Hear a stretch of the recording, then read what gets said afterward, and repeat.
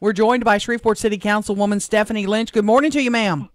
Good morning. You supported the funding of $10,000 for the woman who has organized the Shreveport Urban Film Festival. Yes, I actually authored the legislation. Did she come to you seeking the funding? Did you tell her about it? How did that start? Well, let me say, I'm the chair of the Multicultural Committee for the City Council, and this is a multicultural event, and that is why I authored the legislation. But Oliver Jenkins had said something to us that she didn't even know there was funding available, that somebody made her aware of it. Can you explain that? There are a lot of people who are not particularly aware that the city has funding, for events, and so it's constantly a process where we're educating the public about opportunities to partner with the city for events. So I'm not sure, if she knew or if she didn't know. If she said she didn't, then I can't dispute that. This is a not-for-profit thing the city does. Don't you have to fund not-for-profits, and you can't fund for-profits? No, we do not fund for-profit. What is this lady? This lady Correct. has every marking of being an entrepreneur. I mean, she could go back and form a foundation, a nonprofit group, and form this great idea, and then it'd be different than it is we're talking about, right?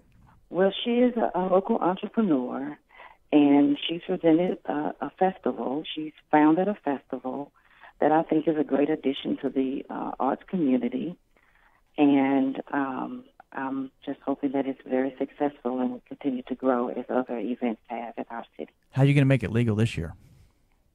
Well, it is legal. It's already legal.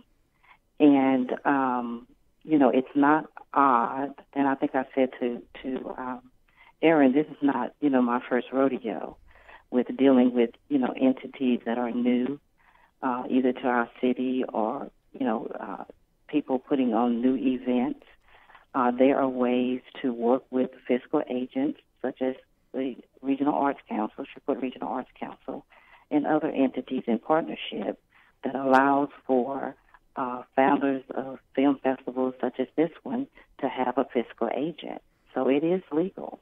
Why the last minute? That's my issue with it. She's got these films in the can. She's been working on this for a while. Why such a rush?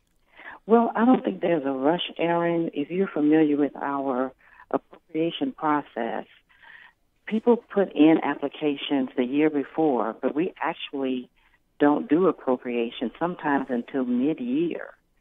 So a lot of organizations that we end up funding, whether that's been Robinson Film Center, whether that's been Sideport, the Waterworks Museum, the Miss America pageant, which we appropriated funding for 6 weeks before the event when monies had already been expended, and actually ended up spending way more than that.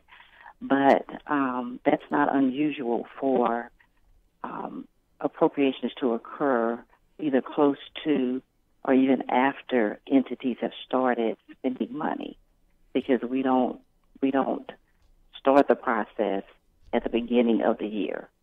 We've started as late as July in some cases.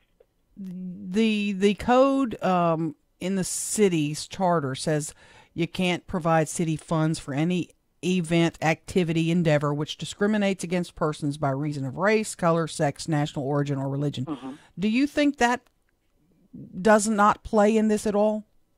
No, I don't think it plays in it at all, because I think it says either the director, producer has to be African American, which I think promotes partnerships. It encourages partnerships.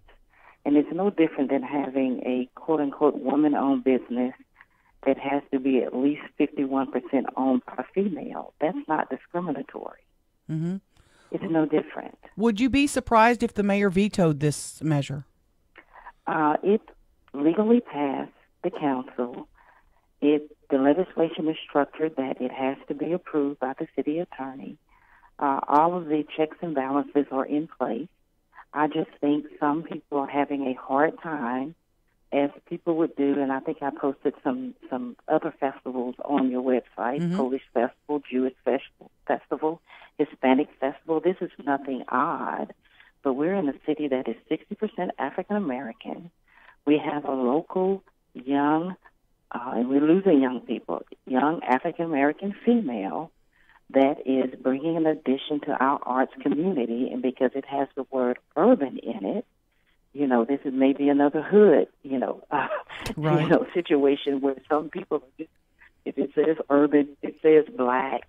If it says, something, a term that people are not comfortable with or familiar with, people get up in arms. We've got to move beyond that. I'm not hearing anybody say that, though. I'm not hearing criticism because it's a black thing. I'm hearing it because it's a privateer.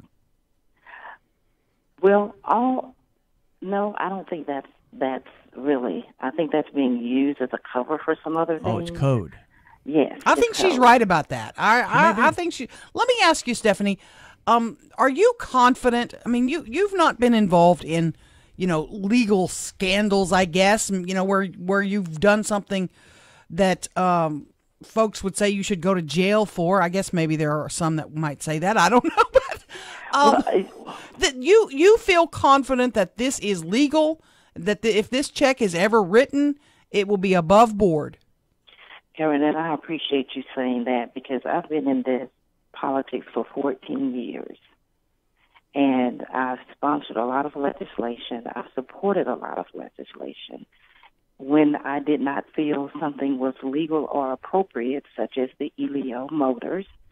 I actually filed suit to stop that. Mm-hmm. So I am definitely not going to support something that I feel is illegal, which I did feel that was an illegal donation of public funds. And I filed suit with my own personal money. So no, I am not going to support anything that does not pass legal muster. Shreveport City Councilwoman Stephanie Lynch, thanks so much for your time. You're welcome.